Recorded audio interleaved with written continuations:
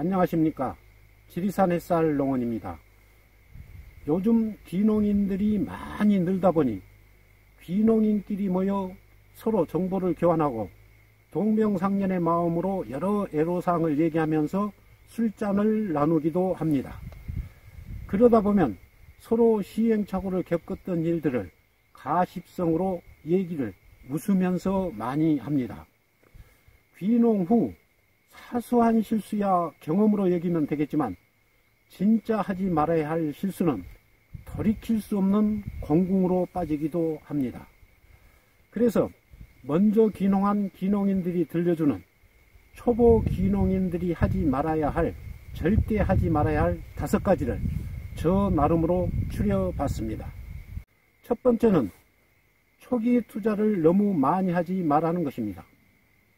처음에 귀농할 때는 의욕이 앞서다 보니 덥석덥석 논도 사고 집도 짓고 그 비싼 농기계도 덜컹 사는 경우가 많습니다. 수익이 나려면 과수원은 5에서 6년, 논이나 밭농사는 2, 3년은 경험상 좋게 걸립니다. 귀농은 소보름처럼 한 보 한 보, 한 땀 한 땀 경험하면서 배워가야 합니다.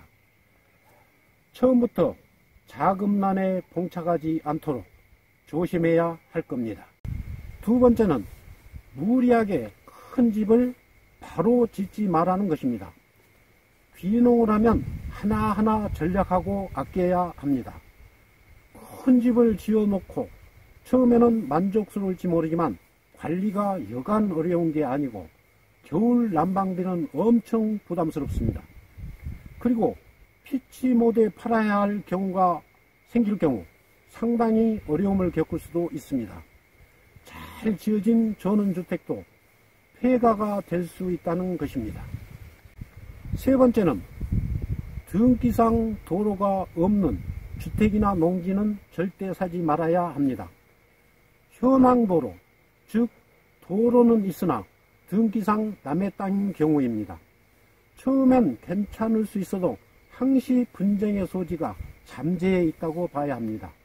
그 도로의 소유권이 바뀌면 의외의 복병을 만날 수도 있다는 것입니다. 농사만 전념해도 될까 말까 한데 이런 분쟁에 시달리다 보면 시골 생활에 정남이가 떨어져 시골을 등지는 경우가 생각보다 많다는 것입니다. 네 번째는 도시의 기존 집을 팔지 말라는 것입니다. 귀농을 건강하니까 했겠지만 나이가 들어 몸이 상하고 약해지면 큰 병원이 필요할 때를 대비해야 하기 때문입니다. 그리고 어떤 변수가 생겨 되돌아갈 최후의 보루가 있는 것과 없는 것은 큰 차이가 납니다. 마음의 여유를 갖기 위해서라도 플랜 B를 대비해 두는 게 좋습니다. 5번째는 귀가 얇은 경우입니다. 누가 뭐해서 돈 벌었다 하면 하던 장목을 수시로 바꾸는 경우입니다. 장목 선정을 하는 경우는 충분히 검토해서 잘 선정해야 하고 어느 정도는 끝장을 봐야 합니다.